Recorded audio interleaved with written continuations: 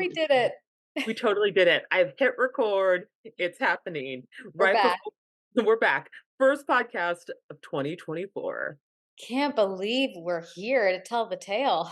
I know. Natalie and I were just commiserating on 2023. I think it was just an ass kicker. It was just, I mean, I think that you have actually spoken about this, for a few years now, but you're like, evolution is Yeah. speeding up, and it's the expansion is getting bigger. It's speeding up. It's, like we have to evolve, like, well, otherwise we're not going to make it. And I feel like 2023 was like the epitome of like, this is how much evolving is being called for right now. Thank you for referencing that I've been talking about this for years. That life was like, "Are you ready? It's Yep, evolve or bust. Here we go. I'm yep. bringing up all your stuff. Gonna put you in a pressure cooker so you grow. It's a loving action. Ugh, What's happening?" it's really what's happening. And I feel like I don't want to like speak to like a universal experience, but like certainly many people that I've shared with or spoken to has have been sharing like, oh my gosh, I crawled my way through that year. And then there's like this feeling of like, I'm in a new year, there's this new moment, but it almost feels like you've been like sitting in a dark cave for so long that then you come out and the sun is shining and you have to let your eyes adjust and you don't really know what's happening yet. That's kind of what it feels like right now. Yeah, I was saying to Natalie right before we started recording that I feel like I'm finally unconstipated, that the universe had me like all backed up because suddenly all of my projects are like, and we're going and we're funding it and we're moving and this is happening. And I feel like anything that really like deeply needed to get processed, like all the repressed stuff that was stored in places of my body, that last year the universe is like, we're going to bring all that to the surface. Anything that didn't want to be felt, here you go. Here you go. And I got so good at feeling my grief and my sadness and my anger and my fear. And You I was did, like, you really did. And there was so many times when like we would have just like a little, text check-in or like we call it the love check-in where it's like, here's a love check-in. I'm just sending you love and seeing how you're doing. And I was amazed at the amount you were processing and the level of presence you were processing it with. Because I do think our conditioning is I'll process this to a certain point and then I'm going to go on social media, or I'm going to process this to a certain point and then I need a glass of wine, or I'm going to process this to a certain point and then I need to busy myself doing something else. And I really got a master class in watching you say, I don't even know how I'm still sitting in this, but like I'm still here and we're still going through it and I'm still just taking it one breath at a time. well, thank you for that. I always say that you have modeled for me what it is to sit in uncomfortable feelings. I think when tough stuff comes up for me, I get a vision of you in the bathtub. Oh yeah, my favorite place. Go when things are hard and just feel it. And I feel like you modeled for me, don't put anything in your feelings. Like when the tough stuff comes up, instead of trying to change the channel, just sit with it. And I feel like I really learned that by you. I learned it by watching you. Remember that commercial? I don't know. It might have been American. You might not have. And and just being able to see that. So now when it comes up, I feel like my body open and going, oh, oh, something's here to be felt. All right, let's feel it. Let it come up. And I like thinking of it as it's stored emotion that's being released. That something is stimulating it now, but it's in my body and it wants to move through me. Whether or not that's true, that helps me. I think that feels so helpful, and it feels true in my body as well, of like there's an outer stimulus, but the outer stimulus is not at fault. It's not even really at cause. That this outer stimulus that we happen to like wander our way into a co-experience with the trigger, like when you say I am getting triggered or I am feeling a trigger or I am feel then that's exactly the experience, that there's something inside of you that got activated. It's not that the thing outside of you activated it. It's that in the presence of that energy, in the presence of, because life is full of the presence of everything. Like there's the presence of a rose, there's the presence of a trauma, there's the presence of everything. And in the presence of that thing, something inside of me that was dormant wakes up. And it doesn't wake up to punish me, to harm me, to put me in danger. It wakes up to go away. It wakes up to go, I don't need to be here anymore. Like I've been hibernating. I don't need to be here. There's and so there is an opportunity only in, and I know that like very classic saying of like, the only way out is through, but there's really an opportunity when, first of all, you really let yourself feel it. Second of all, you don't make any meaning about what you're feeling, because the meaning actually causes you to either stuff it back down or make stories about it that may or may not be true or helpful. And oftentimes the stories are about us. Like we make stories to re-traumatize ourselves, right, or to re-victimize ourselves. And so there's this ability to feel it, to let it pass without any story. And then I think the trickiest part for me is, okay, I've done the work. Can it leave now? Like, Mhm. okay, I've been sitting with it. Like, how much longer? Like, okay, I did what I've heard we're supposed to do, but why do I still feel so bad? And then I think there's the surrender piece of like, as long as it takes, and I'll be with it as long as it takes. And that for me is always the tricky part, because as an actor, I'm like, oh, give me a hard feeling to feel. I'll feel it all day long, but I'm used to when the scene ends, the feeling ends. And so I think the hard part is when some of the stuff that's been dormant for a long time, or some of the quote unquote bigger stuff, even though I don't want to frame it that way, but when you're talking about grief and trauma and these kinds of things, there's a process that's not going to be speedy. And can we go, okay, and it's still here, and I'm still not going to make a story, and I'm going to let it be here, even without making a story of, am I doing something wrong that makes it still be here? Yes. I love just relaxing into, I don't need to speed up this process, and I wanna think of myself as merging with this, like, maternal earth energy that can put a hand on my heart and go, "Baby, I will be here with you all day." So if the fear is here all day, I have all the space for it. I'll just be with it, you know? If the sadness is here, I will expand to hold it, so that the message that I'm giving my body, the message that I'm giving the little one inside of me is, right here, there's plenty of space for whatever is right here. There's plenty of love, there's plenty of room. You don't have to be anything other than what you are. Because what I don't want to give the message to myself is, where you are is not where you're supposed to be, Mm. you know? How about where you are is exactly where you're supposed to be. This is the exact right moment, and we're just gonna open into it and expand. And learning how to relax my body inside of those places has been really helpful. So the places inside of me that wanna get tight and, like, clam up, if I can just breathe into my body and imagine breathing more space into my body, and then I can hold it a little more and Mm. keep breathing into those spaces. So I I'm now working, even just in my day when there's not an intense emotion, but maybe there is the inclination to rush or to push, is to come back and hear what's creating that impulse, and then to breathe some space around it. Mm. 'Cause oh, I got a great Martha Beck quote. Oh, I heard it and I Oh, like, Martha, we love her. she's so good, Martha, and I texted it to someone immediately. I was like a good Alanonic, as soon as I heard it, I was like, As "Ooh, soon I as you think hear, she's you like." gotta share. Yep. Yeah, yeah, okay, hold on. Let's see if I could, here it is. "The moment we relax, we are one with divine will."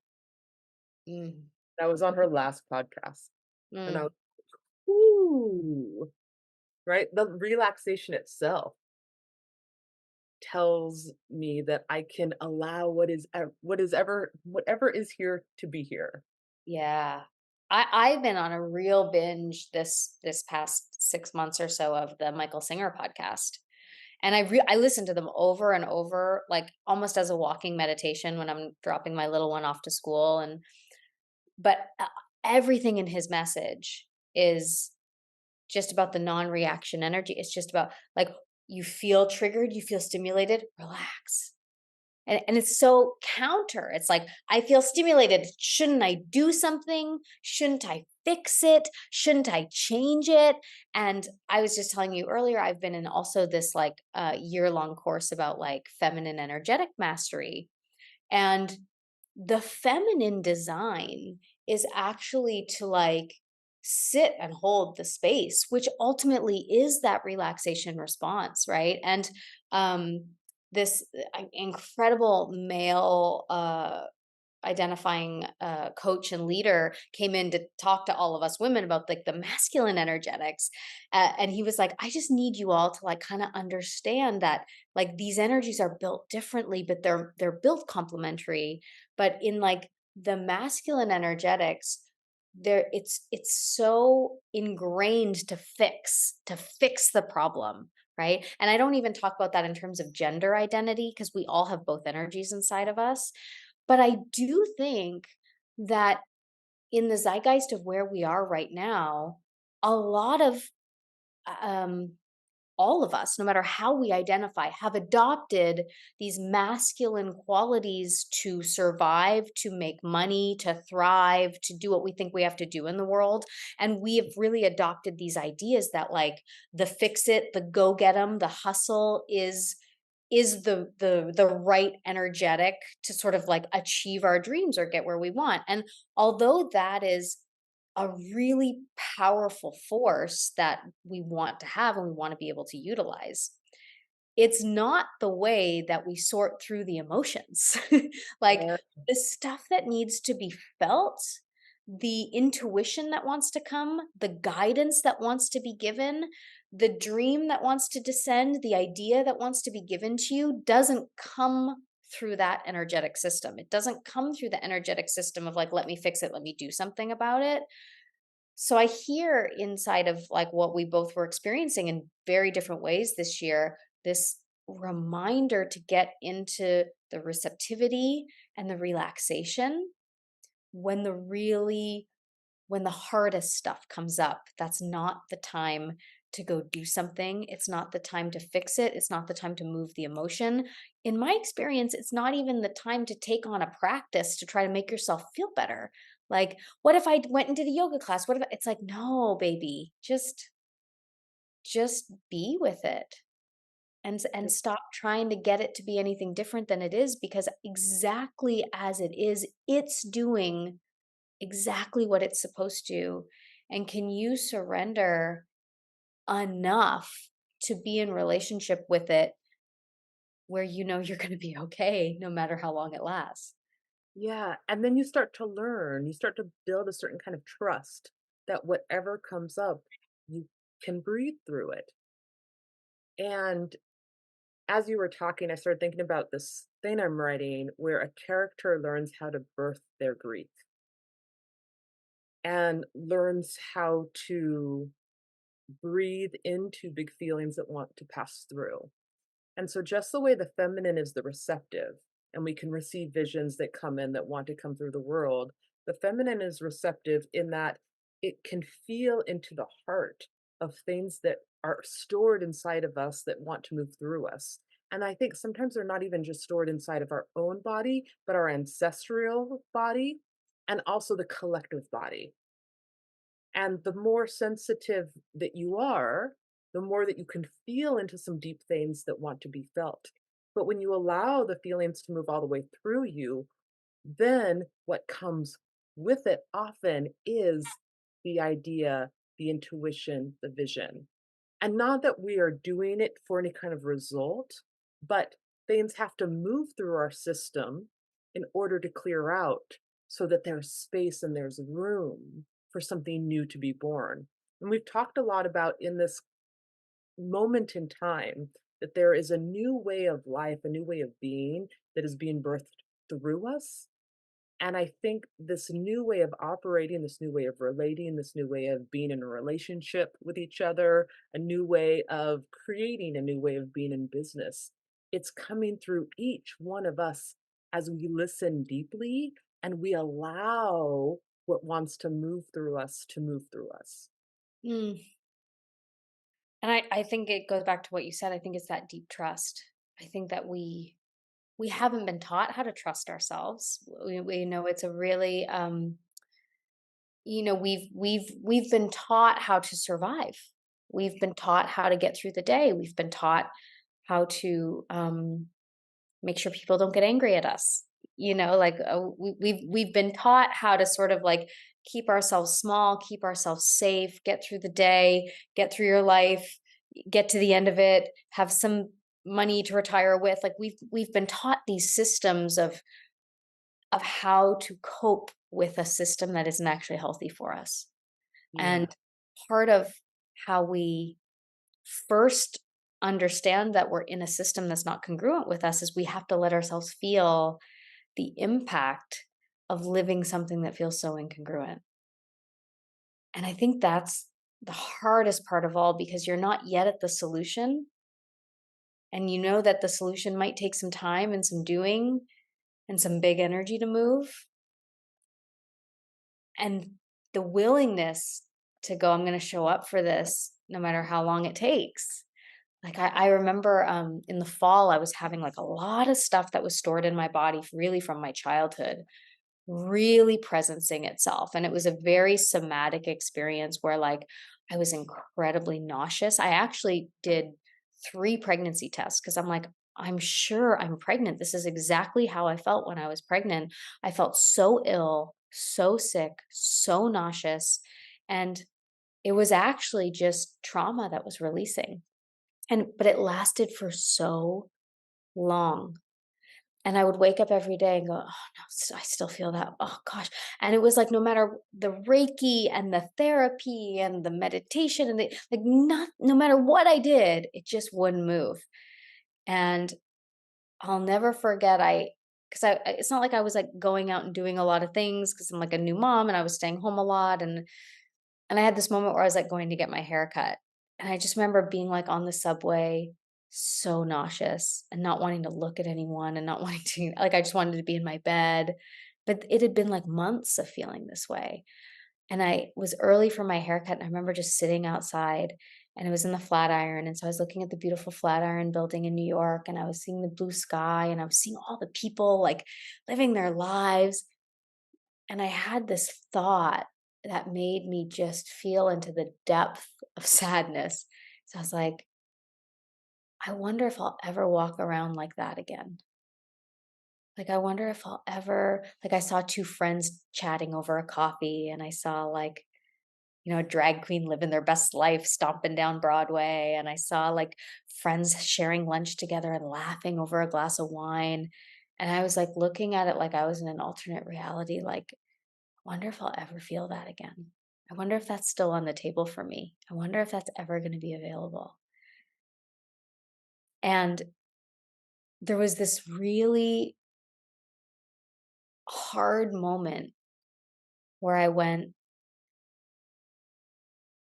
well, I can't control that. So it is what it is. Like, just like the absolute, like, I maybe not. I don't, and I can't fight to get back there. Like, maybe that's done. Okay. Okay. And I went and got my hair cut. And I came out and I took the subway and I went home, and the next morning I woke up and I didn't feel nauseous anymore. And I was like, "Wait, what happened? What changed? Did I cut the trauma out of my hair? Or like what?" Like I was just like, "What happened?" But I was like, "Oh, it was really in my willingness to go, well, whatever has to die, okay, okay, go, okay. It'll make me sad and I'll grieve it and I'll miss it forever, but like, okay, I won't fight it anymore." Um, And it was kind of like as soon as all the symptoms went away, then the emotions kind of came up. It was almost like the physical stuff had to come first, and then as soon as I was really able to just be with that, then it was like, "Okay, now you're really ready to be with what's really going on here." And then that was a whole other process, like, I don't wanna sit here and give any, like, false claims that it got easier after that, like, if anything, it got harder in many ways, but there was a new ability to not push it away that allowed things to get healed that had been wanting to heal for 40 plus years, you know? Yeah, I hear so much surrender in that. The willingness to just fully open into what is here, which is brave.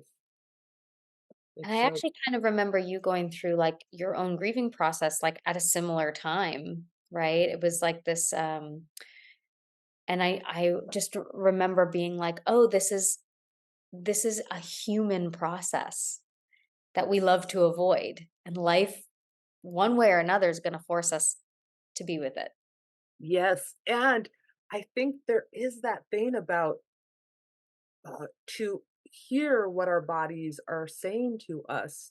And so it might be this way of living is unsustainable, or this thing isn't working for me, or there is an ancient pain that is deep inside of me that wants to Mm, be felt. But mm. whatever it is, being like, oh, I am willing to feel that. I'm willing to feel that. I'm willing to hear it. I'm willing to integrate it. I'm willing to for it to lead me somewhere new that I haven't been before. Yeah. And I think one of the things we get to model for each other is we can open to the feelings. And we don't have to fix them. We don't have to put anything in them. Uh, just the feeling of them is all they're asking for. Yeah, and I actually remember this beautiful moment in our friendship where, because sometimes I think people outside of you will model it for you, so then you know how to do it for yourself, you know?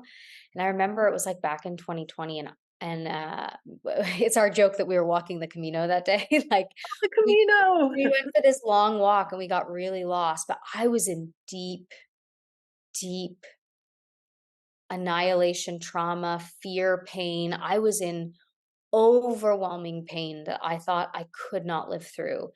And you and I were just walking and we walked a long time, but I remember to this day, every so often I would just fall to my knees, like as if I couldn't take another step.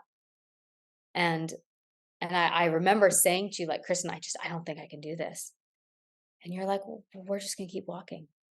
We're just gonna keep walking. Like, there was no answer, there was no fixing it, there was no changing it, there was no, "Okay, Natalie, let's come up with a solution. Okay, how can I make you feel better? How can I make you laugh? How" No, it's like, "Let's just keep put one foot in front of the other, and then we'll just see where life takes us." And I remember this day so specifically because it was a day where it felt so isolating and so alone and so, like, uh the world was just my whole world was just exploding, and it felt like I was never ever going to be okay ever again.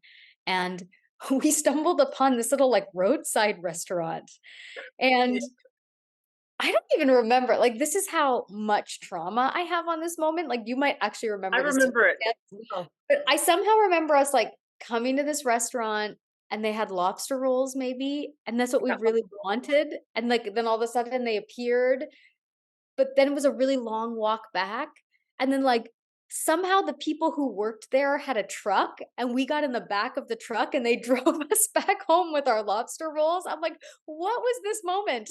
it was such a bizarre, awesome moment, and then we sat, overlooking the water, and we cried and ate the lobster rolls. Yeah, and Yeah. I'll never forget just, like, sitting in this, but, like, in this moment of utter despair, there was kindness, Mhm. there was hope, there was, like, Humor, humor, miracle, this uh all it reminds me so much of Maddie's show, Accidentally Brave, and there's that great line of that her angel says to her of, "I thought I would never know free, endless joy again, but I would know it, and now I'm paraphrasing, would know that I have felt deep pain and I have lived through deep pain passing. Mm. And sometimes I think real intimacy is actually about, I'll just be next to you with whatever you are moving through in life. Yeah. I'll just be right next to you. I'll just be with you in it, and I won't try to fix it, and I won't try to change it. I'll just witness it with you. I'll just say, "Hey, like, I'll sit in this discomfort just right beside you." And what I love that that moment kind of reflected back to me is, like I said, I've always been a great feeler of my feelings, but I've also been a great judger of them. And I've been a great, like, how too much I am, or how, like, it should move quickly, or trying to manage them in a certain way. And I think what that moment in our friendship really reflected back to me is like how the calling is to do that for myself. So when the part of me that is so scared, there is a part of me that is falling to her knees in utter despair and can't take another step. There is another part of me. There is a witness consciousness. There is a soul part of me that can go, I'm right here with you. You are not alone. I'm right here with you. I'm not even giving you any ideas on how to feel better about it. I'm just here. And that presencing is, I think, the biggest gift that we can give ourselves. And the the despair that I think grief carries is the separation and the aloneness. Like, I'm separate from that thing I love, or I'm separate from that person I love. I'm separate from that energy that I love. I'm separate from doing the thing that I love. And I feel like that presencing with ourselves is like the salve, the balm, the miracle that life gave us innately to get through it. Yeah. Yeah, it is a miracle to get to just sit and like it's almost like hold vigil for ourselves as we live through whatever experience comes up. Yeah, that is a the witness is a just a powerful however this whole thing is designed, the ability to go, "Oh, I can watch Kristen go through her life experience. I can have compassion for her, and I can actually love her and find her precious as she goes through her human incarnation." Right. Because it's so much in the darkness, in the despair, in the difficult things we live through. The feeling is, I feel so alone. And yet that's the illusion too, right? Because there's there's the part of me that is like deep in prayer, please help me. And then there's the part of me that's like, I'm right here. I'm right here, I I'm lose right you. here. I hear Well, you. where could I go? It also reminds me of Elizabeth Gilbert. She's been doing those letters from love and Yeah. writing to love every day, and that there is this part of us that is this beautiful love presence that is always there and always available and has a very deep wisdom, and that we can almost choose to identify with that part of ourselves to go and gain knowledge, wisdom, and also be in our human self that is inside the predicament. And Mm. that, we're learning that we are multitudes and that we can go in lots of different directions, which helps us to navigate these times that are unprecedented. These times that might have some very challenging curriculum. Yeah. I mean, I remember that was actually when we taught in Florence this summer, we did our retreat on expansion. For me, like, hands down, besides just the people who came on the retreat, that was by far my favorite part. Like, these powerhouse, beautiful souls who decided to go to Florence with us. Like, wow. Um, but I remember we did this like parts work exercise where we had people embody different parts of themselves, and we had those parts communicate with each other and share what they felt about each other, and it was so powerful. And I think that that's the thing of, like, remembering, even when I am in the depths of my shit, there's a part of me that's in the shit, and there's the part of me that's not. There's the part of me that feels like a failure, and there's the part of me that knows that's not true. There's the part of me that feels so sexy and confident, and then there's the part of me that's so insecure and just wants someone to give me a compliment. And it's like, if we can just remember that it's a part of me feels sad, a part of me feels lost, a part of me feels let down, a part of me feels disappointed. If we can even just frame it for ourselves to remind ourselves, it's not that I am that. It's not that I identify as that thing.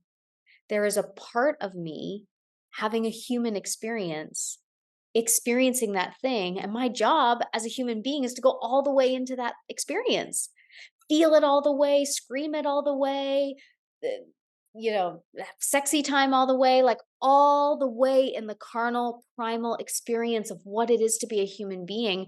And then there's other parts of me that feel totally different things at the exact same time. Yes, and I always think that we echo creation. So if I look at the entire globe and go, look at all the different terrain, right? There's the Grand Canyon, there's the Swiss Alps. There are multitudes concurrently happening on this planet, and that is a reflection of what I am. So inside of me, there are all those places and parts, all the ones that you just talked about, and then more. Yeah, like And endless more. endless more, and if I find myself stuck in a little tiny corner of myself that is like, I'm over here in this part of me that feels very tiny and small and that resources are scarce and, whatever that is, go, okay, yeah, and you contain multitudes. So, how about we travel to another part of yourself? Let's shapeshift over here because there's a part of you that's so vast and so big and so abundant. And let's go talk to that part of you and Mm, hear the wisdom there. And mm, maybe I just get used to hanging out in some corners of my psyche that feel comfortable because they're yeah, well spread. yeah. And all the other places are also there. And All available all the time. It's like yes, 24/7. Come knocking on my door, I will answer. come knock on my door. If so maybe the calling is let's start exploring more terrain of this multitude of who we are, of this, infinitesimal, expansive place inside of us. Let's just start exploring the other terrain to see what might be possible if we start hanging out in different places, in different corners. And Yeah, that's exciting. that's very exciting, and I think that's the thing that can keep us out of story, right? Because, like, when I get stuck in one location for too long, and we all know this, like, this is like this is the thing that travel does. It expands you because you're like, "This is how life is," and then you go to a different country across the world, you're like, "No, wait, life is also like this? Oh my gosh, but that's so different than what." And it opens you, it opens your perception, it opens your heart, it opens your energy field. And so part of not getting stuck in a story of it's always this way and I can't get out of that hamster wheel of how it is. Sometimes just getting out of the story is like, what other terrain is there? Let me just get on a plane and see what else is around. And that's the power of a lot of the tools. A lot of the tools is like, be where you are and also come over here for a second and then see how you feel when you go back. And the both and, Both feel this completely, totally. Open yourself to whatever's here. Yes. And also, you're limitless. And also, there are endless parts of yourself that are calling to be explored. And yeah. also, and that both are always present. I want to tell a fun little story of recently. I had this very fantastic mushroom trip. And I couldn't wait for this to come up. Yes, it was deeply magical. In fact, I wrote down in the moment a miracle of love. Oh, So what occurred was I felt my dad's presence so deeply. So I have had some visitations from my father, ones that have been completely sober, like, and it's just a feeling of my dad's love and my dad's presence. So, like, it feels like it rips open my heart, and it's so much to feel, and it's epic, and it's deep love. And in this conversation, it was like he was showing me parts of himself and parts of there were like parts of him he wished he had been able to give me, but he couldn't because that's where he was inside of his consciousness as a human being. Like, mm, I wish I could have taught you this or given you that. And I knew that there were things I wanted to be able to give you. It makes me emotional now, but I knew I didn't know them to give. So mm, I had a feeling of deep sadness because I wanted you to have everything, and I knew I didn't have all the things to give you. mm. And the message that he gave me was, "But now I can. No. Now I am out of my body. Now I have a bigger view, and now there's nothing I can't give you or show you or share with you, right? So come talk to me." And then the vision I got was, 1, how thin the veil was, just that it was so thin, and that everyone on the other side was like, "We know that the wounds you carry now, you got them because of what came before you. So Mm, just know we didn't hand you the trash and say, 'See ya, take care of it.' We're actually working on it with you.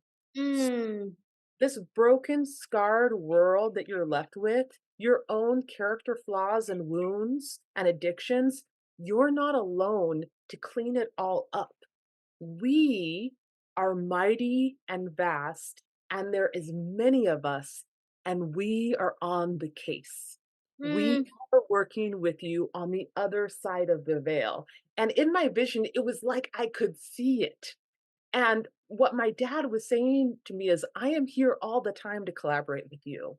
Talk to me, invite me in, ask me, I will answer you, and so will everyone else." And to tell everyone, I felt like he said, that there is so much collaboration that wants to happen with them beyond the veil. So the big message was, we're not alone with this big job that we have of our world. We have infinite support and collaboration available to us all the time. And that is in the individual, in the community, in the collective. And as we ask for help, as we get quiet and listen for communication, we will feel it in an embodied way. And they just want us to know so deeply how loved we are, how brave they think we are, and mhm. how they're with us. They're with us all Wow. the time, and they're doing everything in their power on their side. Um, and it Like, was so literally armies of support at your beck and call at yes, all given moments. that's it. I got you. You are surrounded in love. You are surrounded by support. Whatever you're here to do, we are here to help you with it. You want to be this? We got you. You want to change the world in this way? We do too. Oh, Yes. It was and it's such an embodied feeling. And I just saw it so clearly, and then I just wanted to tell everyone, and it was so magical because after the journey, in my sobriety, I, drove back home the next day, and Spotify was playing, but it was like a Spotify mix, and so random songs were coming up, and each one felt like they were chosen by my father for me. Just uh, you tell me, I'm right here. I'm right here. I'm talking to you all the time. I'm never not talking to you. I'm never not available.